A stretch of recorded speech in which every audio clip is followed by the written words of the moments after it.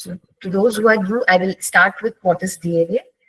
हमारे बॉडी में बहुत टाइप के सेल्स होते हैं, डिफरेंट डिफरेंट सेल्स होते हैं, जैसे आइस का सेल्स होता है, ब्लड होता है, स्किन है, हड्डी है, अलग अलग सेल्स है और इन सबकी जगह अलग है। हर ऑर्गेन को बहुत सारे सेल मिलकर बनाते हैं। ये सब दिखने में अलग है, इनका काम अलग है, अपीयरेंस सब कुछ अलग है, but any cell that I take, मैं किसी भी सेल को लूं और उसको माइक्रोस्कोप के अंदर देखूं तो मुझे उसमें कुछ न्यूक्लियर मटेरियल दिखाई देगा, या न्यूक्लियस दिखाई देगा और उसके अंदर ऐसे धागे जैसे थ्रेड लाइक स्ट्रक्चर दिखाई देगा, जिसको हम किस स्टेज में देखते हैं उसको डिफरेंट डिफरेंट अलग अलग नाम है, जैसे क्रोमोसोम, डीएनए, जीन। ये सब रेजोल्यूशन है एक ही चीज के, किस लेवल में हम इसको स्टडी कर रहे हैं। तो अगर हम इसे ओवरऑल अगर देखना चाहें तो एक मेल में 46XY होता है और फीमेल में 46XX। खाली ये लास्ट जो दो क्रोमोसोम है ये अलग होते हैं, जिससे पता चलता है कि कोई मेल है कि फीमेल। अदरवाइज ये जो सारे क्रोमोसोम्स है एक समान हमको हमारे मम्मी डैडी से मिलते हैं, 23 मदर से, 23 फादर से। और ये हमारे हर सेल में प्रेजेंट है, जो भी सेल हमने देखा, ब्लड सेल हो, आंखों का सेल हो, हड्डी हो, हर एक सेल में ये चीज प्रेजेंट है। और इसका काम क्या है, ये क्यों प्रेजेंट है? तो इस क्रोमोसोम्स में जीन्स प्रेजेंट है। लगभग हमारे बॉडी में 20,000 से 25,000 जीन्स है और मेजरली सब दो दो कॉपी में प्रेजेंट है। जीन का काम क्या है? जीन बताता है कि हमारा हाइट कैसा होगा, वेट कैसा होगा। जीन जो है प्रोटीन बनाता है। इवेंचुअली प्रोटीन से हमारे ऑर्गन के सारे फंक्शंस होते हैं, जिससे पता चलता है कि आंखों का कलर कैसा होगा, हमारे टैलेंट कैसे होंगे, हॉबीज कैसा होगा। और सिंस ये जो है हमको हमारे मम्मी डैडी से मिला है, क्रोमोसोम्स जीन्स मम्मी डैडी से मिला है, तो उनमें जो भी कैरेक्टरिस्टिक होंगे वो हमें भी दिखाई देंगे। तो वैसे ही अगर किसी हेल्थ कंडीशन के लिए रिस्क है तो वो भी एज इट इज, अगर पेरेंट्स में है तो बच्चों में आने का एक चांस रहता है। तो आपने सुना होगा कोई कोई घर में, मतलब बहुत सारे लोगों को आर्थराइटिस या प्रॉब्लम है, स्केलेटल इश्यूज है, या हार्ट रिलेटेड प्रॉब्लम्स बहुतों को है, या कैंसर 2-3 लोगों को है, ऐसा सुना होगा। ये बिकॉज है क्योंकि जीन जो है ऐसे एक एक जनरेशन बदल के आ रहा है। फिर हम सबको बीमारियां आती है, लेकिन हर एक का जो टाइम रहता है बीमार रहने का वो अलग रहता है। ये इसलिए क्योंकि हम सबका इम्यूनिटी अलग है, और ये इम्यूनिटी के जो प्रोटीन्स है वो अगेन जीन से बनते हैं। आपने कोविड टाइम में देखा रहेगा किसी को 2-2 बार आया होगा, 3 बार आया होगा, और किसी को एक बार भी नहीं। तो इम्यूनिटी लेवल में भी हम अलग इसलिए क्योंकि थोड़े जेनेटिक फैक्टर्स हमें यूनिक है। Similarly sports performance, stamina, strategy, इसके लिए भी जीन्स प्रेजेंट होते हैं। जो हम खाना खाते हैं उससे डाइट में न्यूट्रिशन कैसे मिलता है, विटामिन कैसे अब्सॉर्ब होता है, कैसे ये प्रोसेस करता है body, not only food items but also medicine को कैसे प्रोसेस करता है, इसके लिए एंजाइम्स इन्वॉल्व होते हैं जो इवेंचुअली जीन से बनते हैं। तो अभी आते हैं आज के टॉपिक पे, अटैक्सिया। अटैक्सिया एक न्यूरोलॉजिकल कंडीशन है जहां पर loss of full control and body movements होता है, जहां पर बराबर से काबू नहीं होता है जिस तरह से हम चलते हैं, कोऑर्डिनेशन नहीं रहता है, इनमें बार बार गिरने का एक रिस्क होता है। और ये दिखता कैसा है, स्टार्ट कैसे होता है? कोऑर्डिनेशन में इश्यूज हो सकते हैं, चलने के ढंग में प्रॉब्लम हो सकते हैं, अगर बार बार गेट प्रॉब्लम्स हो सकते हैं, स्पीच बात करने में दिक्कत आ सकती है, किसी किसी को खाना निगलने में भी ऐसे दिक्कत आ सकती है। फिर ग्रास्प, हम चीजें उठा के रखना और साइन करने, इस सब में प्रॉब्लम्स दिखाई दे सकती है। इससे स्टार्ट होता है। कभी कभी कांपने जैसा सिम्टम्स, ट्रेमर्स भी दिखाई देते हैं। आंखों का एकदम रैपिड मूवमेंट्स होना या डबल विजन होना, ये सब थोड़े फीचर्स है जो हमको अटैक्सिया में दिखते हैं। Ataxia we can differentiate into like different classes. अगर इस डिपेंडिंग अपॉन, अगर हम नर्वस सिस्टम से देख रहे हैं तो सेरेबुलर, सेंसरी और वेस्टिबुलर हो सकता है। जेनेटिक में हो सकता है हेरिडिटरी, जो फैमिली में हम बहुत लोगों को देख रहे हैं या एक या दो लोगों को देखे हैं वो हो सकता है, या कभी कभी फर्स्ट टाइम किसी इंसान में आया हो, उसे डी नोवो कहते हैं। एक्वायर्ड यूजुअली वैसे होते हैं जो किसी डेफिशिएंसी या किसी कमी से हमारे बॉडी में आते हैं, या अल्कोहल, कोई सोशल हैबिट से आते हैं, या कोई एक्सीडेंट हो जाए या स्ट्रोक जैसे एपिसोड आए वहां से आए हो। तो ये डिफरेंट टाइप्स है, और भी बहुत तरीके के क्लासिफिकेशन है, ये ब्रॉड टाइप है। तो स्पाइनोसेरेब्रल अटैक्सिया ये अगेन एक टाइप ऑफ अटैक्सिया है। यूजुअली इस जो हम यहाँ देख रहे हैं इसे सेरेबेलम बोलते हैं, इसे लिटिल ब्रेन भी बोलते हैं। ये इन्वॉल्व होता है कि मसल कोऑर्डिनेशन में, बैलेंस में, जिस तरह के हम चलते हैं, हमारे चलने का जो गेट होता है, फिर मसल की टोन जैसा होता है, और वॉलेंट्री मसल एक्टिविटी में इसका इन्वॉल्वमेंट होता है। जब इससे रिलेटेड जीन्स, यहाँ पर जो भी जीन्स प्रेजेंट होते हैं, अगर उनमें कोई दिक्कत आती है तो मेजरली हम स्पाइनोसेरेब्रल अटैक्सिया के फीचर्स देखते हैं। और इसके 40 टू 48 टाइप्स तक आज तक पता चले हैं। बहुत सारे टाइप के SCA है। सो जेनेटिक्स में अंदर जाने के पहले I would like to discuss how a gene structure looks like. तो जीन को जब हम देखते हैं, इसका start and end point we call it 5 prime end and 3 prime end. इसे समझिए एक कॉम्प्लेक्स समझिए। तो फ्रंट गेट और बैक गेट होता है ना, वैसे 5 एंड 3 एंड। फिर उसमें होता है कि कुछ कुछ जगह बिल्डिंग होती है, कुछ कुछ जगह गार्डन और पार्किंग एरिया होता है। तो ये एक्सॉन जो है ये बिल्डिंग है, जहां पर असली एक्चुअल में लोग रहते हैं, जहां काम। और इंट्रॉन जो है ये बीच का गैप है। तो ओवरऑल जो है टोटली एक जीन में ये सारा प्रेजेंट है। Promoter region, terminator region, exon जहां से प्रोटीन बनने का इंफॉर्मेशन रहता है, और इंट्रॉन जो इसके बीच के कंपार्टमेंट्स होते हैं। यहाँ से प्रोटीन बनने का इंफॉर्मेशन, एक्सॉन से प्रोटीन बनने का इंफॉर्मेशन स्टार्ट होता है। बट इसको अगर हम और आगे जाके देखें, अगर इसको हम पूरा खोल खोल के अगर पढ़ने देखें, तो ये बनता है ATGC। ये 4 सीक्वेंस से, 4 लेटर से बनता है। ATGC के बहुत सारे कॉम्बिनेशन बनते हैं, GAT, ATG, तो ऐसे बहुत सारे कॉम्बिनेशन इसमें प्रेजेंट रहते हैं। तो स्पाइनोसेरेब्रल अटैक्सिया में मेजरली हम क्या देखते हैं, कभी कभी 5 प्राइम यूटीआई, तो प्रमोटर रीजन में इश्यूज हो सकते हैं, कभी कभी कोडिंग एक्सॉन रीजन में हो सकता है, और कभी कभी 3 प्राइम यूटीआई। तो ये अलग अलग टाइप के SCA है जो इस रीजन से आ सकते हैं। और इससे क्या होता है कि प्रोटीन बराबर या तो बनता नहीं है, या प्रोटीन के एक स्टेप पहले जो DNA से RNA, वो दिक्कत होता है। तो जो सेल सेल का एक्टिविटी है, फंक्शन है, जिस तरीके से नर्व्स को एक्ट होना चाहिए, वो कर नहीं पाते, वो वीक हो जाते हैं किसी टॉक्सिसिटी से। तो इसका ये प्रॉब्लम होता है। अगर जब भी इन रीजन में कोई प्रॉब्लम होते हैं, तो किस तरीके के प्रॉब्लम होते हैं? सबसे कॉमन जो जो हम देखते हैं वो है CAG रिपीट। जैसे मैंने बोला ATGC होता है, तो CAG जो होता है, यूजुअली ये कॉम्बिनेशन हमारे बॉडी में रहते ही है, मोस्ट जीन्स में रहते हैं। तो लेकिन क्या होता है कि हर एक का एक थ्रेशोल्ड होता है, एक रेंज होता है, 5 से 10, 5 से 30, ऐसा कुछ होता है। जब ये बढ़कर हो जाता है तब दिक्कतें आती है। जैसे देखिए यहाँ पर लेफ्ट साइड में आपको दिखेगा कि CAG जो है 5 या 6 टाइम्स है। उस प्रोटीन का इतना सा लेंथ है, उसको ऐसे फोल्ड होना है और ऐसे एक्टिविटी करना है, तो ये न्यूरॉन में प्रॉब्लम नहीं है। बट यहाँ देखिए जरूरत से ज्यादा CAG आ गए हैं, तो इसे पॉलीग्लूटामिन ट्रैक भी बोलते हैं। यहाँ बहुत सारे CAG हैज कम टुगेदर। एक CAG एक ग्लूटामिन बनाता है। एक CAG का जो 3 DNA का लेटर है, उससे एक अमाइनो एसिड जो ग्लूटामिन वो बनता है। अब ये पॉलीग्लूटामिन बनता जा रहा है, तो एक्चुअल से बहुत बड़ा साइज हो गया। तो जिस तरह से फोल्ड होना चाहिए वैसे होता नहीं है, तो ये मिसफोल्डिंग हो जाता है। तो मिसफोल्डिंग से या तो वो उसी सेल में रह जाता है, जहां जाना चाहिए वहां जा नहीं पाता है, और उस सेल की एक्टिविटी कम होती जाती है। तो धीरे धीरे ये प्रोग्रेसिव कंडीशन, मतलब और सेल्स ऐसे अफेक्ट होते जाते हैं। ये जो कंडीशन है, ये ऑटोसोम मेजरली SCA1, 2, 3, 12, ये जो है ऑटोसोमल डोमिनेंट इनहेरिटेंस फॉलो करते हैं। इसका मतलब है हम सबके पास दो दो क्रोमोसोम्स है, राइट? हर प्रकार जो 23 पेयर्स है, दो दो है। हर जीन भी दो दो कॉपी में है।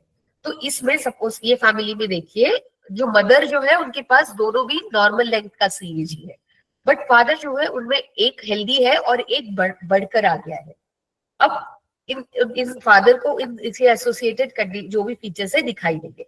जब इनके बच्चे होते हैं तो दो कॉम्बिनेशन हो सकता है, या तो फादर से एक मतलब प्रॉब्लमेटिक आ गया हो जीन, और मदर से हेल्दी। तो 50% ऑफ बच्चों को ये आ सकता है, और 50% ऑफ द टाइम बच्चे टोटली हेल्दी हो सकते हैं। तो ये बेटा होगा, बेटी होगी, किसको अफेक्ट होगा ये हम गेस नहीं कर सकते, क्योंकि लिए ये एक्स या वाई में प्रेजेंट जीन नहीं है, they are present on autosomes. तो जैसे son daughter we can't decide before this, also we can't decide कि ये शफल होके which gene the parent is going to give to the child.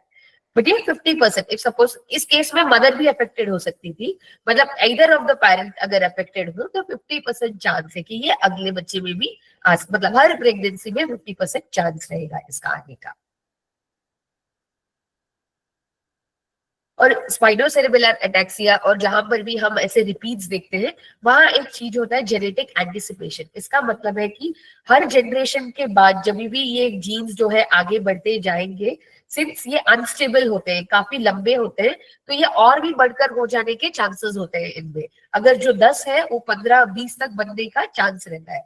तो उससे क्या होता है कि ज्यादा सेल इफेक्ट हो जाता है और सिम्टम्स जो है बढ़कर आ सकते हैं। यहाँ पर आप देख सकते हैं कि इस फादर को थोड़े सिम्टम्स है, कि इनके बेटी और बेटे को भी उनकी तरह ही थोड़े सिम्टम्स है, ज्यादा सीवियर नहीं, बट अगले जनरेशन में वो बहुत बढ़कर आया है। सपोज अगर यहाँ पर 40 रहा होगा, मे बी यहाँ पर 50 तक पहुंचा रहेगा, बट यहाँ पर 60 तक आया होगा। आई एम जस्ट टेलिंग 10 ऐसे 10 बढ़ के, बट इससे कई ज्यादा भी बढ़ सकते हैं। इसे बोलते हैं हम जेनेटिक एंटिसिपेशन, जहां हर जनरेशन में ऑनसेट, मतलब ये बीमारी बहुत जल्दी अगर 30-40 में आया होगा पेरेंट्स को, तो बच्चे को 20 में भी आ सकता है और थोड़ी सिवियरिटी भी बढ़ जाती है। इसे एंटिसिपेशन कहते हैं।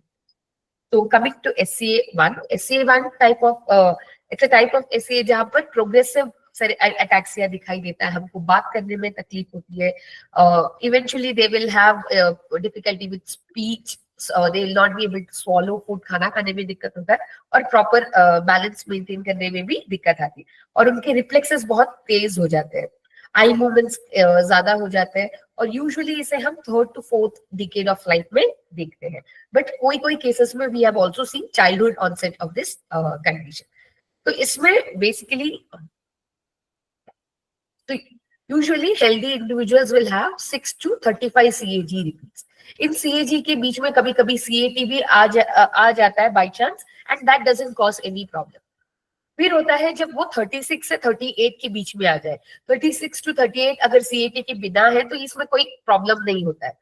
जब ये बढ़ जाता है, 39 to 44 रिपीट्स, मतलब उतने 44 टाइम्स CAG आ जाता है, तो यहाँ पर जो है अफेक्टेड रहने स्टार्ट होते हैं, और 44 से ज्यादा है तो हम देखते हैं कि सीवियर कंडीशन दिखाई देते हैं। CAG रिपीट साइज पे डिपेंड करता है कि ये कितना अफेक्टेड होगा।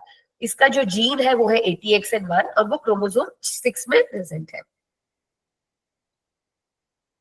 So there is a strong correlation की number of CAG repeats and severity of disease. Almost 36 to 70% जो हम differences देखते हैं दो affected individuals में, उसको इसके basis में हम explain कर सकते हैं, कि repeat sizes के basis पे explain कर सकते हैं।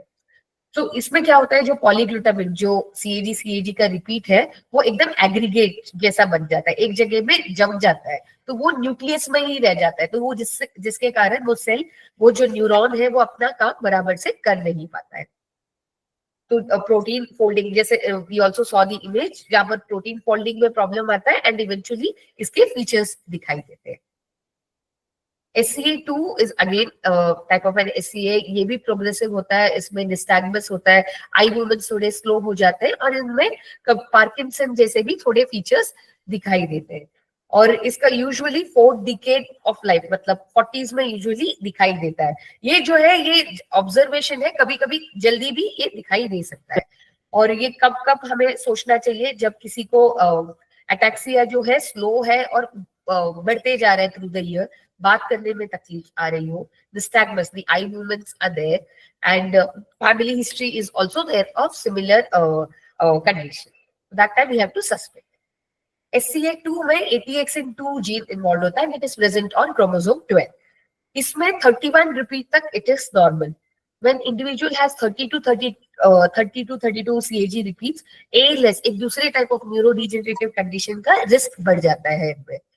अगर दोनों पेरेंट्स से इनको 31 आ गया है, तभी भी आपको इनके SCA2 के फीचर्स दिखाई देंगे। 33 और 35 में सारे सिम्टम्स नहीं दिखाई देंगे, और 37 से बढ़कर है रिपीट्स, तो फुल्ली जो भी फीचर्स बताए वो सब इनमें दिखते स्टार्ट हो जाएंगे one by one. It's a slow progressive condition. तो जिनमें 33, 34 यानी कि कम रिपीट्स है, एज लेट एज 60 इयर्स भी ऑनसेट रिपोर्ट हुए हैं, और जिनमें 45 से ज्यादा है उनमें कभी कभी 20 इयर्स के पहले भी ये रिपोर्ट हुआ है। और मॉलिक्यूलर सेलुलर लेवल में अगर हम इसे देखेंगे, तो ये जो बढ़कर आया है, ये अलग अलग फंक्शन, सेल के अलग अलग फंक्शन में जाके प्रॉब्लम करता है। ये प्रॉब्लमेटिक जो है प्रोटीन बना है, ये अगले सेल में जाकर भी सिमिलर दिक्कत देता है। और जिस तरीके से सेल अपने आप को मेंटेन करता है, सेल डिवाइड होता है, माइटोकॉन्ड्रिया जिससे हमको एनर्जी मिलती है, हर लेवल पे ये जो है प्रोटीन जाके इफेक्ट करता है, जिससे ये फीचर्स दिखाई देते हैं। SCA3, it is again a progressive cerebellar ataxia, और यहाँ पर हमको टाइटनेस दिखाई दे सकता है, वीकनेस दिखाई दे सकता है, मसल वेस्ट होने जैसे सिम्टम्स दिखाई दे सकते हैं, आंखों का प्रॉब्लम हो सकता है, बार बार गिरने की ऐसी हिस्ट्री दिखाई दे सकती है। और इसका एज ऑफ ऑनसेट मतलब 30 इयर्स में भी दिखाई देता है, मतलब यूजुअली 20 के बाद, मतलब 10 सेकेंड डिकेड ऑफ लाइफ, यानी कि 10 to 20 में थोड़े रिपोर्ट्स है, बट मेजोरिटी जो देखते हैं हम 30s के बाद हम देखते हैं इसका जो ऑनसेट है वो दिखाई देता है। इसमें डिपेंडिंग अपॉन के रिपीट्स कितने हैं, थोड़े फीचर्स ऐसे प्रोमिनेंट सिवियरिटी दिखाई देती है, जैसे 40 तक नॉर्मल है, 44 तक भी हम इसको इंटरमीडिएट ही मानेंगे, इसको प्रॉब्लमेटिक नहीं मानेंगे, बट उसके बाद वीकनेस आ जाती है, अटैक्सिया, बैलेंस खराब होना वो दिखाई देता है, डिस्टोनिया, टाइटनेस वो दिखाई देने लगता है। तो एक नॉर्मल सेल में ये सारे एक्टिविटी होते हैं, जहां पर डीएनए में प्रॉब्लम भी हो जाए वो रिपेयर कर सकता है, नए सेल्स बन जाते हैं, रिपेयर टाइम पर हो जाता है। बट सिंस यहाँ पर ATXN3 जीन में प्रॉब्लम है, ये सारी चीजें रुक जाती है, जिससे न्यूरो डिजेनरेशन स्टार्ट हो जाता है। जो लास्ट टाइप है SCA12, इसमें हमको थोड़े थोड़े साइकोलॉजिकल कभी कभी कंसर्न्स भी दिखाई देते हैं एट द लेटर ऑनसेट। चलने में दिक्कत हो सकती है, शुरू में स्लो रहती है, और एक्शन ट्रेमर मतलब अगर आप कोई एक्टिविटी स्टार्ट करोगे उसके बाद थोड़े ट्रेमर्स के आपको दिखाई देंगे, हेड ट्रेमर्स दिखाई देगा, और जो ऑटोनोमस फंक्शंस है वो भी प्रॉब्लम, उसमें भी प्रॉब्लम्स दिखाई देंगे। ये जो है 32 से जो नीचे है इसे यूजुअली नॉर्मल समझ है, 33 to 42 repeats of CAG is intermediate and 43 and above is affected. इसमें एक यूनिक चीज है कि SCA12 में we don't see CAG repeats leading to polyglutamine, मतलब वो उतना सारा बड़ा प्रोटीन नहीं बनता है, प्रोटीन के एक स्टेप पहले जो RNA है वहीं पर दिक्कत आती है। प्रोटीन लेवल में प्रॉब्लम नहीं है, बट RNA में ही दिक्कत आ जाने से क्या होता है, RNA के ऐसे एक एक जगह में कॉम्प्लेक्स फॉर्म हो जाते हैं, जिससे इसके जो प्रॉब्लम्स है वो दिक्कत जो है दिखाई देने लगती है। तो ये थोड़ा यूनिक है देन दी अदर 3 SCA जो हमने अभी देखा।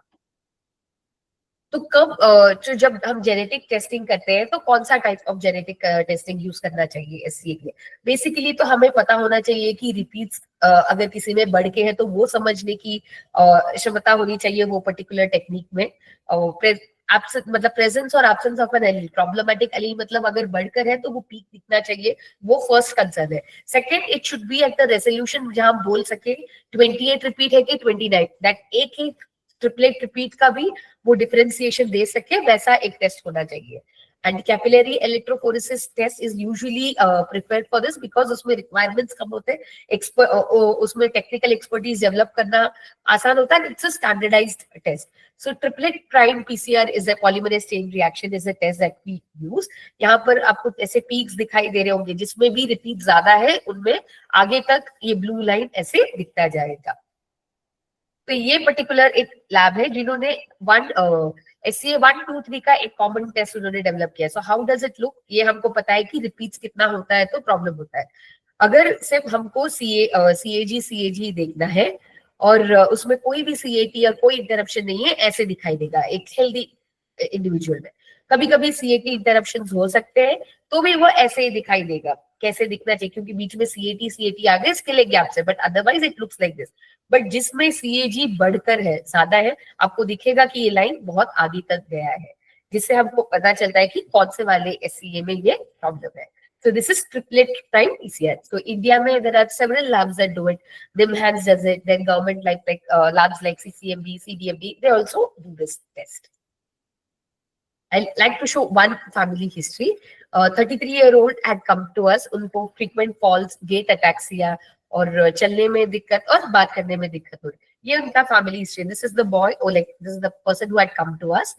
And when we took family history, mother is 55. At 32, she started these symptoms. The boy is 33. Around 30, he started the symptom. the grandfather also had, grandfather's brother also had, and their great grandfather also had. तो so many people, आप देखोगे हर generation में ये problem दिखाई दे रहा है, और जिसको है वो ही वो फॉरवर्ड कर रहा है, जिनको ये प्रॉब्लम नहीं है, he is not, that person is not able to forward. So that's how the inheritance happens here. And it's not every time it will be passed on. अभी the mother had it, but only one son inherited. One son is healthy, एक बेटा healthy है उनका, क्योंकि 50% chance था एक बच्चे में ये प्रॉब्लम दिखाई दी। तो इसका उन्होंने पैनल करवाया एंड उसमें SCA3 दिखाई दिया, उनका 67 रिपीट्स दिखाई दिया, तो जिससे इनका डायग्नोसिस हो गया। तो कमिंग टू जेनेटिक काउंसलिंग, तो जेनेटिक काउंसलिंग का इन सब में क्या रोल है? तो इट इज अ प्रोसेस जहां पर पेशेंट्स, फैमिलीज, क्लिनिशियंस को जेनेटिक कंडीशन, उनका इनहेरिटेंस पैटर्न, फिर ये क्यों आता है, ये कैसे आता है, और क्लिनिकल डिसऑर्डर्स में क्या रोल है, एक जेनेटिक काउंसलर एक्सप्लेन करते हैं। वो 4 मेजर एस्पेक्ट्स के बारे में बात करते हैं आपसे। First, diagnosis, what is this condition, कैसे जेनेटिक कंडीशन आया है, फिर आ गया है तो इसका रिस्क क्या होगा, इसको कैलकुलेट कैसे करना चाहिए, एस्टिमेट कैसे करना चाहिए। Third, is there any management option, treatment option, इसके कौन स्पेशलिस्ट है जिनको आपको मिलना चाहिए, न्यूरोलॉजिस्ट को मिलना चाहिए, स्पीच थेरेपिस्ट को मिलना चाहिए, वैसे इंफॉर्मेशन देखते हैं। और last is support, if there is any research happening और if there is any support group that is formed, they also make efforts to involve you with them. So these are the 4 steps. And किसे genetic counselling की जरूरत है? Majorly जब भी हम देखते हैं कि फैमिली हिस्ट्री है, not only for ataxia, any cancer और एनी आर्थराइटिक इशू और we see cardiac issue, in them it is important. Sometimes in during pregnancy आप बहुत सारे टेस्ट करवाते हो, कभी कभी कुछ अबनॉर्मल आ सकते हैं, जैसे अल्ट्रासाउंड अबनॉर्मल आना, जेनेटिक टेस्ट मतलब जेनेटिक टेस्ट का इंडिकेशन हो सकता है, और समटाइम्स कोई ब्लड टेस्ट अबनॉर्मल है, तब वो टाइम पर भी जेनेटिक काउंसलर्स के पास जाते हैं। या if there is a family history की प्रीवियस बेबी में कोई जेनेटिक कंडीशन आपको पता चला है और इसमें आपको हेल्दी प्रेगनेंसी प्लान करना है, तब भी आप जेनेटिक काउंसलर्स के पास जा सकते हो। और अब तो बहुत सारे लाइफस्टाइल डिसऑर्डर्स के लिए भी जेनेटिक टेस्ट है, तो कई लोग समझते हैं कि उनका लाइफ टाइम रिस्क क्या है फॉर सेवरल कंडीशन, जैसे for diabetes, for hypertension, उसके लिए भी टेस्टिंग करवा। So at different levels and for different purposes, people seek help, consultation of a genetic counselor. तो जेनेटिक काउंसलिंग में 4 स्टेप्स मतलब होते हैं। एक होता है कि प्री टेस्ट, आप टेस्ट के लिए क्यों आए हैं, आपको क्यों हमारे पास भेजा गया, what is your concern, to whether to understand ये जेनेटिक कंडीशन है आप में या आपके बच्चे में है, इसका रिस्क क्या है, इज इट जेनेटिक, और इसके पैटर्न क्या है, कैन यू अंडरस्टैंड। तो ये प्री टेस्ट सेशन में हम एलॉबरेट डिटेल्स लेते हैं, जहां पर हम आपका फुल फैमिली हिस्ट्री लेते हैं, क्लिनिकल हिस्ट्री लेते हैं, आपसे कंसेंट लेते हैं। Suppose test is required, then we take your inform consent. So why are we doing this test? So अगर आपकी अनुमति हो तभी ये टेस्ट के लिए आगे जाता है, आपका कंसेंट एंड परमिशन बहुत इंपॉर्टेंट होता है इसके लिए। अगर हम वी ऑल्सो प्रिपेयर यू कि अगर सपोज इसमें कुछ ये आ जाए तो इसका आपको क्या क्या एक्सपेक्टेशंस होने चाहिए, ये टेस्ट की लिमिटेशन क्या है, क्या ये सब कुछ सारे SCA बता सकता है, क्या खाली एक बता सकता है, इसका कॉस्ट क्या आने वाला है, कितने दिनों में ये रिपोर्ट आने वाला है, ये रिपोर्ट फुल प्रूफ होगा कि अगला आपको कुछ कंफर्मेटरी करना होगा। ये सारे डिस्कशंस होते हैं एक प्री टेस्ट सेटअप में। फिर ये रिपोर्ट किससे शेयर किया जा सकता है, आपके फैमिली में कोई और भी अफेक्टेड है क्या, would you want us to talk to them, ये सारे डिस्कशंस होते हैं एक प्री टेस्ट सेशन में। ये टेस्ट के लिमिटेशंस भी बताते हैं और इसका इंपॉर्टेंस भी बताते हैं, और देखते हैं they try to help you both emotionally to process the entire medical information that is out there. उसके बाद जेनेटिक टेस्ट होता है, इंटरप्रिटेशन, फिर post test counselling. Here what happens, जो आपने टेस्ट अगर कराया होगा तो वो रिपोर्ट आपको एक्सप्लेन किया जाता है, वो रिपोर्ट का आपके लिए क्या मतलब बनता है, आपके बेबी के लिए क्या रिपोर्ट उसका क्या मतलब बनता है। If suppose you are planning next pregnancy, what does it mean to them, if you have an extended family, if suppose I am affected and I am going to plan pregnancy, मेरे बच्चे में risk है, और suppose मेरे से छोटा भाई या बहन है, उनको ये चीज कैरियर लेने का कितना रिस्क है, वो कैसे हेल्दी प्रेगनेंसी प्लान कर सकते हैं, मेरे घर में किसी और को ये टेस्ट होना चाहिए क्या, और फिर जो बेबी अफेक्टेड है या जो भी अफेक्टेड है उनको किस तरीके का मेडिकल सपोर्ट चाहिए, कौन कौन से स्पेशलिस्ट से उन्हें मिलना चाहिए, और कहाँ पर कुछ अवेलेबल है क्या, ये सारा इंफॉर्मेशन शेयर होता है पोस्ट टेस्ट काउंसलिंग सेशन में। और फॉलो अप सेशंस होते हैं, ये फॉर सेवरल रीजंस हो सकते हैं। एक आपको रिपोर्ट हो गया, आपको बता दिया, उसके बाद आपका फॉलो अप में भी आपके बेबी में तब पता चला, आप कपल का टेस्टिंग नहीं हुआ, तो maybe you can come back to understand कि पेरेंट्स दोनों कैरियर है कि नहीं, to plan that. Otherwise if suppose आपका टेस्ट हो गया and you know that you are a carrier, तो आप प्रेग्नेंट है, तो प्रेगनेंसी में कब ये टेस्ट होना चाहिए? तो यूजुअली हम करते हैं 12 हफ्ते में CVS chorionic pillar sampling testing करते हैं, या हम 16 से 20 हफ्ते के बीच में एम्नियोसिंथेसिस, जो अट्राफ का पानी है वो निकाल के हम टेस्ट करते हैं कि ये particular genetic change baby Pitt's में है या नहीं। उसके बेसिस में पेरेंट्स डिसाइड कर सकते हैं। या सपोज जैसे मैंने बोला कि मेरे घर में भाई बहन कोई है, पहले वो छोटे थे, अब वो मैनेजेबल एज में आ गए हैं, या उनको सिम्टम्स दिखाई देने लगे, उनका जेनेटिक टेस्ट करने के लिए भी फॉलोअप सेशन हो सकता है। समटाइम्स कोई नया सपोर्ट ग्रुप बना हो, या कोई गवर्नमेंटल ऑर्गेनाइजेशन बना हो, तो इस इन्फॉर्मेशन के लिए भी फॉलोअप हो सकता है। या कोई कहीं पर भी क्लिनिकल ट्रायल चल रहा हो, या क्लिनिकल ट्रायल के एक स्टेप पहले नेचुरल हिस्ट्री स्टडी, क्योंकि बहुत जेनेटिक कंडीशन जो है इन सबका हमको पैटर्न नहीं पता है कि ये कैसे हुआ, कौन से सेल में हुआ, फुल जो है अभी भी जांच इसकी चल रही है। तो बहुत सारे कंडीशन बहुत सारे स्टेजेस में होते हैं। Medical research is very much important. If suppose 7,000 से 8,000 जेनेटिक कंडीशन है, किसी एक कंडीशन का अगर कहीं चल रहा है, तो हम ट्राई करते हैं कि उस पर्टिकुलर फैमिली को बुलाएं, बताएं कि इसका क्या बेनिफिट होगा, या आपको बेनिफिट नहीं होगा, but science will it help in progression of understanding the disease better. So for those discussions also follow up can happen. Yeah, thanks.